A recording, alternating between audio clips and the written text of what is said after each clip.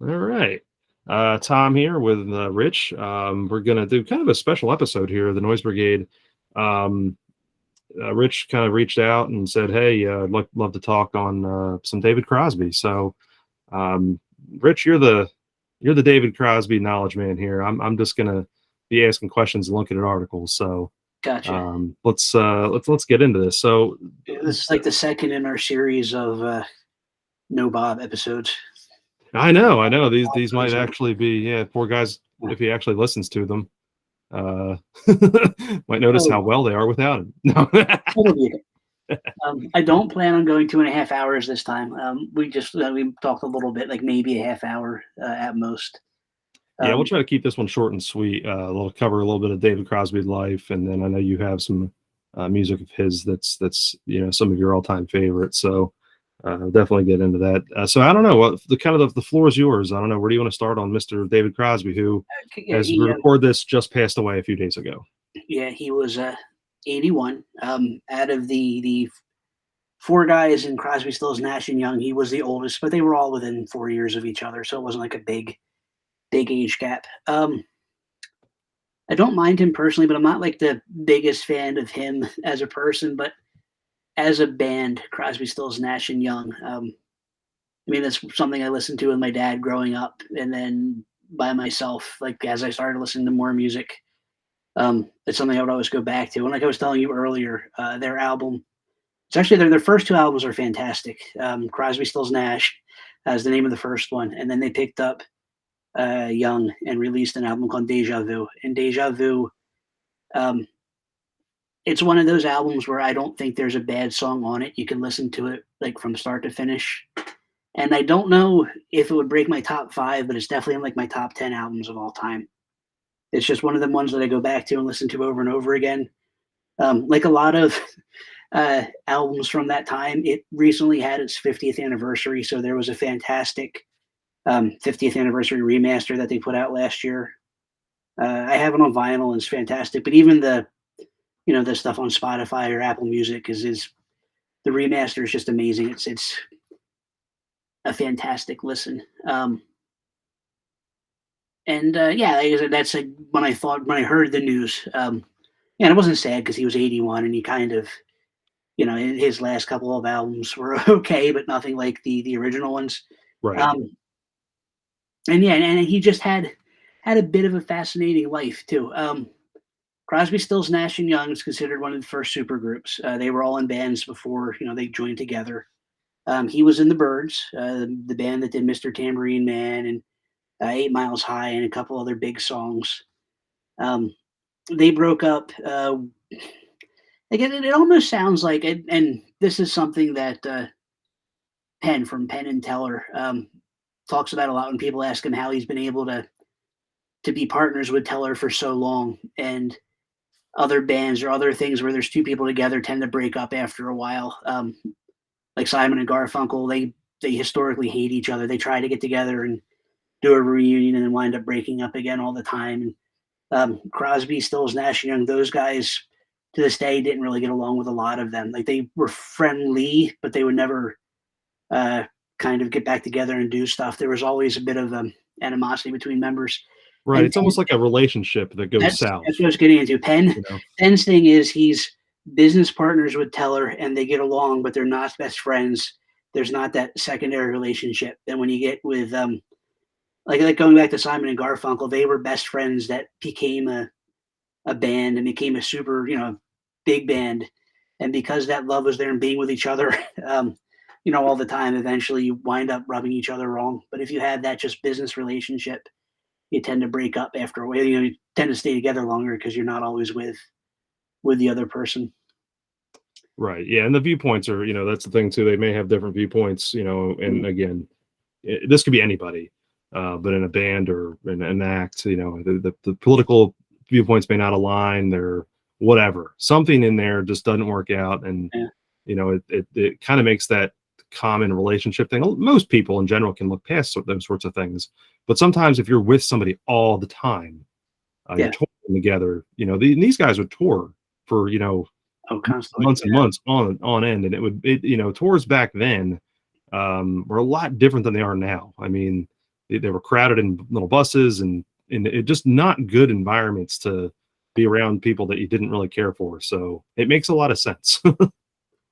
So as he was breaking up with the Birds, he was hanging out with Stills and Nash, and they figured out they could harmonize really well together, and they can. There's something like when you listen to that stuff, that's what you hear. It's just that one voice, which is the three or four of them together, depending on what album you're listening to. And they decided that they were gonna, form that super group together. And their second ever gig was Woodstock. So when you watch them at Woodstock with Neil Young, that was the second time they performed live together on a stage. It was Oh in wow. front of however many people that was. Yeah, Yeah, that's what I was looking at that now, and just looking at around that time frame. Yeah, because the Birds kind of collapsed, if you will, there right at what the early it, late '60s, early '70s. yeah, 67, 68. Yeah, Woodstock was yeah, 69. Yeah. yeah, yep. So I was looking at that. I did see something was pretty cool right around the same time. Looking at some of the facts and history here, I thought this was pretty neat too. It also said after Woodstock, so right at the beginning of 1970, he also briefly joined with Jerry Garcia, Phil Lesh, and Mickey Hart from the Grateful Dead, and they were billed as David and the Dorks, Yes. and made a live recording in December Well, of that's what's '70. fascinating. Like, we're going to go into Deja Vu a little more in a little bit, but on that album, one of the songs is "Teach Your Children," which is one of their bigger hits. And on that song is a steel guitar, a lap pedal steel, Hmm. and that's played by Jerry Garcia. And the thing is, for payment for playing that, they helped the Grateful Dead do harmonies for American Beauty. So they helped them learn how to sing those parts together, Oh, no just like kidding. they did, yeah. So all those albums kind of came out around the same time: Deja Vu, American Beauty, and the Grateful Dead's "Working Man's Dead." They were Yeah, all the, same the sessions. where my daughter does the violin lessons, their house band has a steel guitar player, and he's amazing. He's been playing it for 3 plus decades, and Such a always cool song too. it's such a fat, and if the instrument just fascinates me, so Yeah. it's pretty neat. But yeah, so that yeah, you're right. Did some stuff at Woodstock, so around 7. He just looked like he was kind of really messing around with doing some different stuff there, and almost like I don't know, maybe like you said, kind of picking some stuff up along the way. Yeah, and then like even like I feel bad saying. I mean, he was great with the band, but his stuff inside of the band, like the stuff he wrote, isn't necessarily my favorite. But like I said, it's still all good and listenable. Like on Deja Vu, his songs were Deja Vu, which was good, but it wasn't the best song on the album. And I Almost Cut My Hair, which is a fantastic song, but it's just not as strong as the other ones. It's more of an anti-establishment kind of thing. It's Hmm. Let My Freak Flag Fly as um, yeah, and then after they broke up, he put out a couple of solo albums. His first solo album, "If I Could Only Remember My Name," um, the rest of the band, Crosby, Stills, Nash and Young, all kind of helped with that, as well as some of the Grateful Dead. And Joni Mitchell was friends with all of them. I think Joni Mitchell actually at one point in time dated everybody in the '60s, including like all the members of Crosby, Stills, Nash and Young. So she was, their hit Woodstock was originally written by her. Oh, So no kidding. Huh. yeah, That's and cool. I didn't if know you that. listen to the two versions, the Crosby, Stills, Nash and Young, not that anything's wrong with Joni Mitchell, it's just one's a very mild folk song, and the other one's more of a folk rock kind of thing. So different Gotcha. vibes. Yeah. And then Uh, he started doing a lot of drugs and alcohol. From his time period. He very famously got a liver transplant when he was older that Phil Collins paid for, no which I thought kidding. was fascinating. Yeah. Yeah. Huh. That And is interesting. then he also famously was the sperm donor to Melissa Etheridge's children. Yeah, I just found out about that today. Actually, I had no Yeah. idea. Danielle mentioned that. It was like, wow, that's pretty interesting. I didn't realize I that. don't know. I should have looked this up, but blah, blah, blah.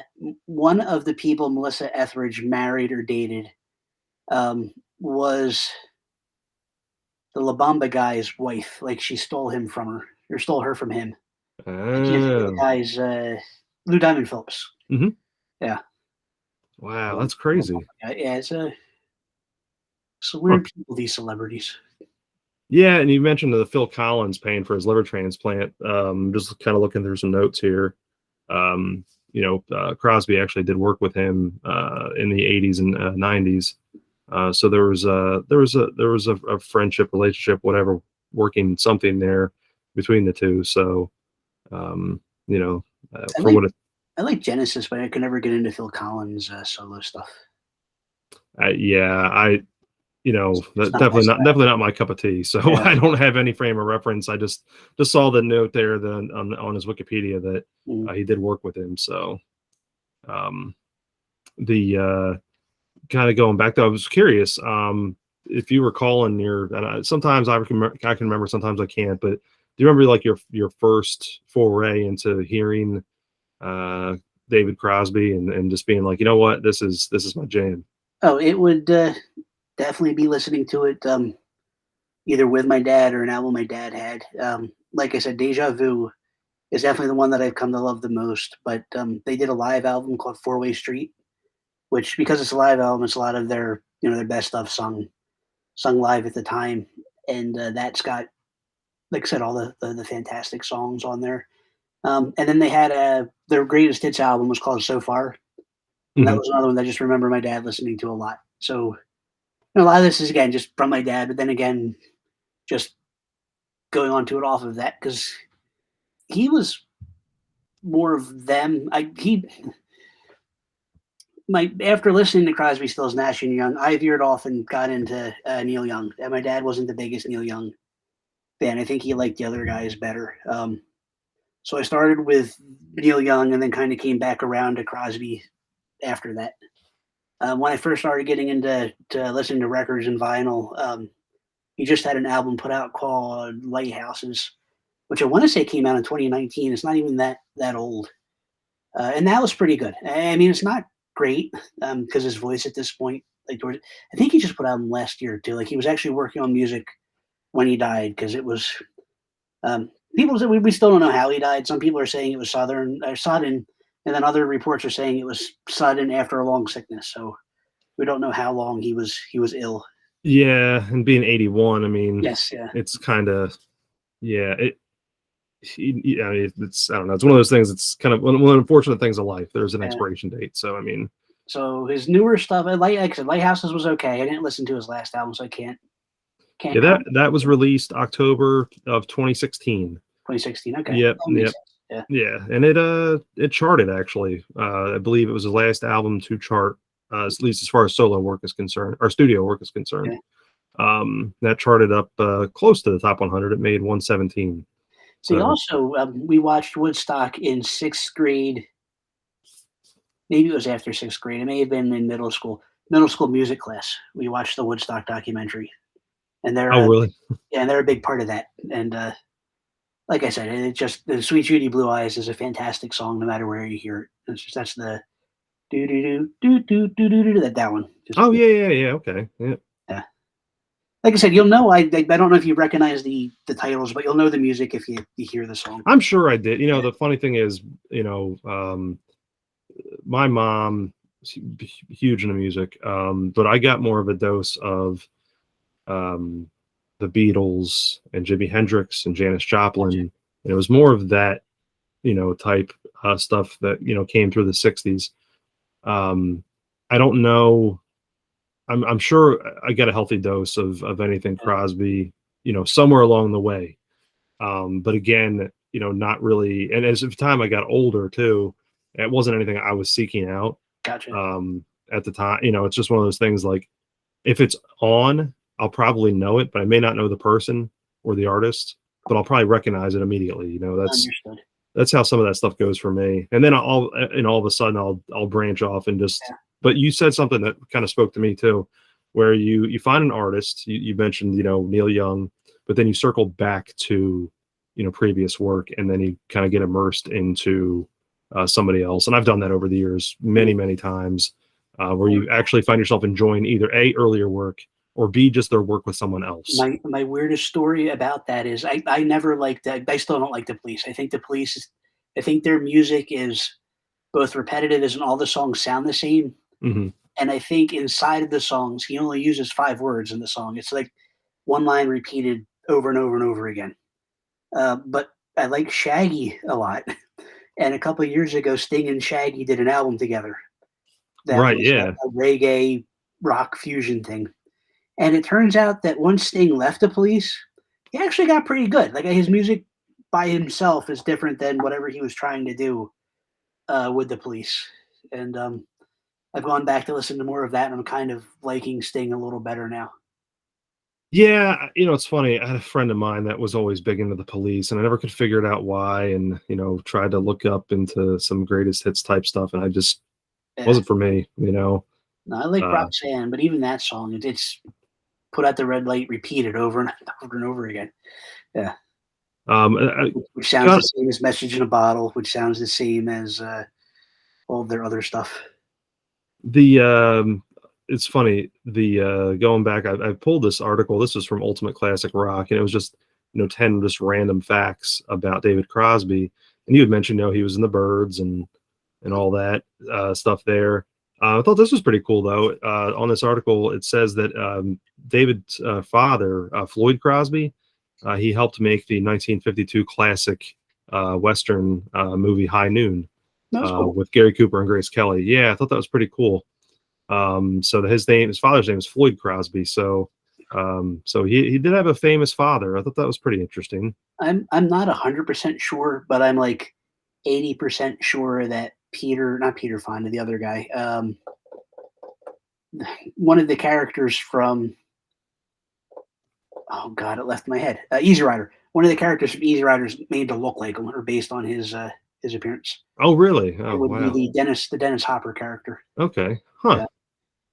Yeah, Um, especially the frilled jacket that he wore in there with the beard, the facial hair. the thing I thought these next couple of things I thought were kind of interesting, and was talking about him being a songwriter, and he primarily composed everything on guitar, but he said he learned if you even get two words in a row that mean something that make you feel something, you should write them down. And there's a lot of truth to that. I've always felt that some of the stuff that I've written better in my life was more old school, grab the pen, grab the pencil, and just flat out write it down, and not behind a screen or on a phone or whatever. Hmm. So I think there's a lot of truth to that statement. Now, granted, he's not speaking as how I said it, but actually putting it down to paper is I think it's pretty spot on. Good advice too. Yeah. This one I thought was cool, and again, because I just like I mentioned, I was kind of raised on the Beatles and that sort of thing, but he talked about how it says in his formative days with the Birds, Crosby quickly discovered that playing bass and singing was pretty difficult. In his 1988 autobiography, he compared the twin tasks to being able to dial two telephones at once with both hands. He said, "All credit to Paul McCartney, I can't do it." He emerged from the experience to find that he was better suited to playing rhythm guitar while vocalizing. That's pretty cool. But yeah, I don't know. That's the little things about him are interesting, and they're going to come out. It's again kind of a shame that if he was suffering there, Yeah. you know, um, did you? I know you'd kind of made the comment here, and then off this too, um, with albums being Crosby album being in your top top 5, top 10. Probably the top 10, maybe the top 5. I'm not sure. I'd actually have to sit down and think about it for a while. But like I said, Deja Vu is it's one of those albums where if I really want to relax, I like to put on an album and grab a drink and then just sit there and listen to it. And like I said, sometimes, especially nowadays when you go to listen to music, because everything's just on the computer, whatever, you can pick the songs you want or put on a playlist. But when we were kids, it was cassettes. But even before then, it was albums. You have to listen to the whole thing through. And a lot of albums, there'll be a bad song, like there'll be a throwaway song. Mm-hmm. But then there's those really great albums where like I said, even the throwaway songs are good or listenable. And Deja Vu, just like I said, if you look through it, especially the first side, you have Carry On, which is like I said, if you don't recognize the names, if you started listening to the music, you'd recognize them. But if we go down there, Teach Your Children is just a real famous song of theirs that you hear everywhere. Almost Cut My Hair. That was his. That was, I don't want to say it was a throwaway one. It wasn't as good as the other ones, but it became an anthem for the time just because of what it was about. He almost cut his hair, but for some reason decided not to. He was going to let his freak flag fly, Right, that right. kind of thing. Then you have Neil Young's "Helpless," which is another. If you heard the song, you would know it. Then you have Woodstock, the Joni Mitchell song. Hmm. Um, and then if you look on the other side, you have Deja Vu, which again, I don't want to say his songs are the throwaway songs because, like I said, they're all really good. But Right, his right, songs right. definitely aren't the strongest on the thing. The next one though is Our House, which was by Graham Nash. It was written when Graham Nash was dating Joni Mitchell, and that's the one. Like, Our House is a really, really, really fine house with Hmm. two cats in the yard. Life used to be so hard. That one, and that's just again, it's you have them doing their, which is what they're known for, their melody. All of them singing together, and they sound perfect together, perfect harmony.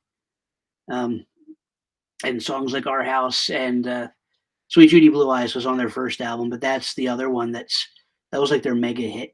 Um, and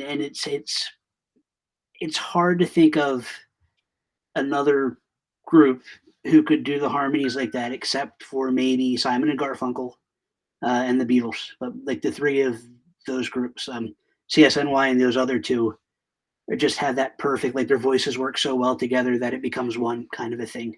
Right. Yeah. No, that's a good way to put it. No, it was funny. I was pulling up and looking some of the actual singles that came from Deja Vu or Woodstock, Teach Your Children, Our House, and Carry On. So it makes sense with pretty much everything that you just described. Like, hey, Yeah. this wasn't the throw. It was a good song. Wasn't a throwaway song, but it obviously wasn't a single. Yeah. Or which for the time and even now, that's typically your stronger songs that are going to sell the record. Mhm. I mean, that's just how it is. I mean, but no, that's a great way to put it. Is just like once you get those people together Yeah, and their first album too. You have "Sweet Judy Blue Eyes," "Marrakesh Express," which is another song that you've definitely heard places. "Guinevere," which was David Crosby's song, that's also really good.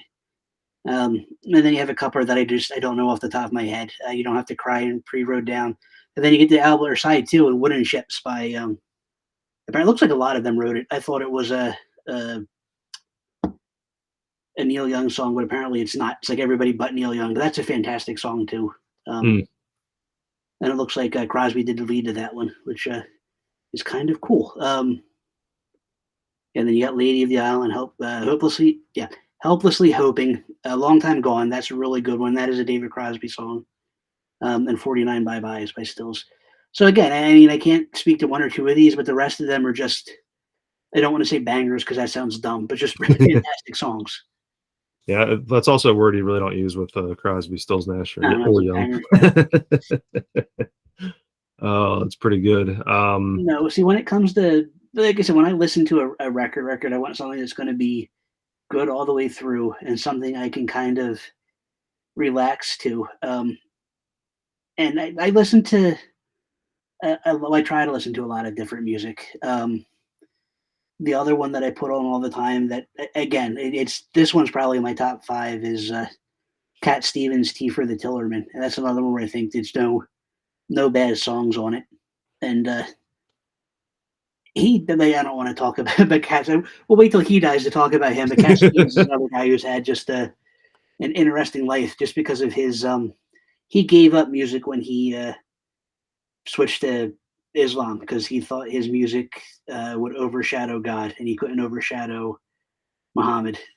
And then his kids are like, "Dad, we need money," and he gave you this music, so it's okay. He's like, "Oh, that makes sense then."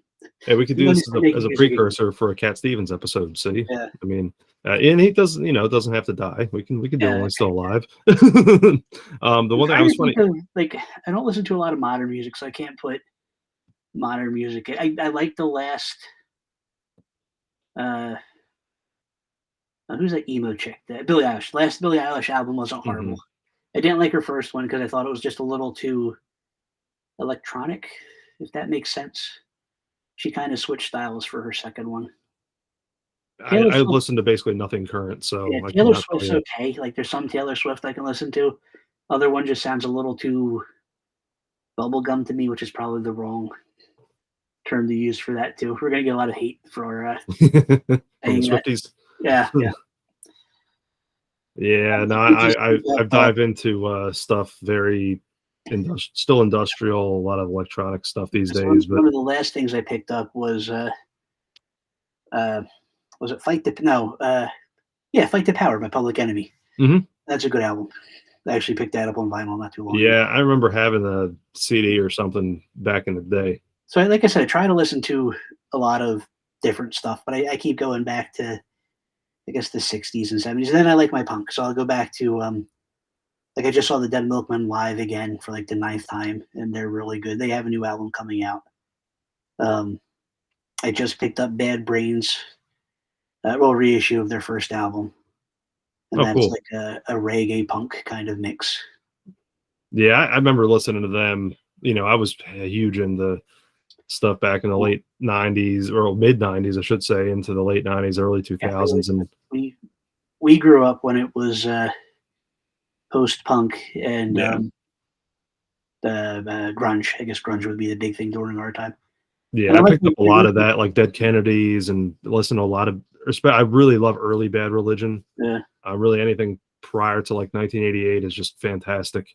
Some good stuff after that, but I yeah, mean, my problem with a lot of that stuff, it got too poppy for some of the other acts for me, and like it was like completely defeated the purpose. like Like Green it's Day. like, yeah, exactly, exactly. Like I love Green Day like '94 and before. Yeah, and Anything beyond that is just like, I mean, good another song here album. and there, but Yeah, I just picked up No Doubt's first album, which I really like too. And then you get to the stuff that they did, like post Tragic Kingdom, Rocksteady, and that other one, which not quite. It was a totally different band. I guess in the beginning it was more her brother's band, and then she kind of took it over and turned it a little more poppy. yeah, I do like Tragic Kingdom though. yeah, that's a good one. That's a Yeah. good one. All right. So before we close up shop here, do you have any last minute notes or sayings on Mr. David Crosby? Um, no, not really. I mean, it's just because music's old doesn't mean it sucks, and we're going to see, unfortunately, more of these people start to pass. But just because of how long they've been around. But on the positive side of that, we're getting a lot of remasters from this stuff that's just turning 50. This year's the 50th anniversary of Dark Side of the Moon, which is definitely an album that's not true. It might be an album that's in my top five. I think there's some Pink Floyd's album that are better than that, but it's definitely their most popular album. And I haven't listened to the 50th anniversary mix yet, but I'm looking forward to it. So Cool. some stuff like that, yeah. No, good way to put it, man. It's just because it's old doesn't mean it sucks. And Yeah, I'm with you on the remasters. I love, and even if it's stuff that's even relatively newer, that's getting stuff 20 or 30 years out. I'm loving it. I'm loving it because it's to me or just songs that have been re-recorded. yeah. I think that's kind of And cool too. like I said, he was still working on music, and just last year, Ian Anderson put out a new Jethro Tull album. Although I think he's the only member of Jethro Tull is on the album, and it's really good. It's a little darker than some other Jethro Tull stuff. He slowed it down a little bit because, of course, when you're in your 70s or 80s, your voice isn't going to be the same as it was, when you were doing this when you were young. But it's a really good album, and yeah, and I think they're done this year. But Dead and Company, um, Bobby Weir, he still does music with the Wolf Brothers, and the Grateful Dead was Jerry Garcia, but Bobby Weir has done a really good job picking up for him and covering the Jerry Garcia songs. And I don't know if he's in his late 70s or 80s, but his voice is still there. And if you watch him live, like NPR does this thing called Tiny Desk Concerts, Mhm. and he has one with Bob Weir and the Wolf Brothers. And you watch him play, and he looks like the old weary traveler that you would see on his, like you look in his eyes and like this guy's seen some shit. Yeah, I just looked. He's Probably on 75. drugs, but So let me see what saying. Sorry. He's 75. I just looked Oh him yeah, up. okay, yeah, yeah. Um, But like he also posts on Instagram of him like working out at the gym, doing these really intense cardio workouts. I was like, damn. So yeah. Also, don't hate a band because of their fandom. Like just because hippies listen to the Dead doesn't mean they're a hippie only thing. The only band that you can go by that with is ICP.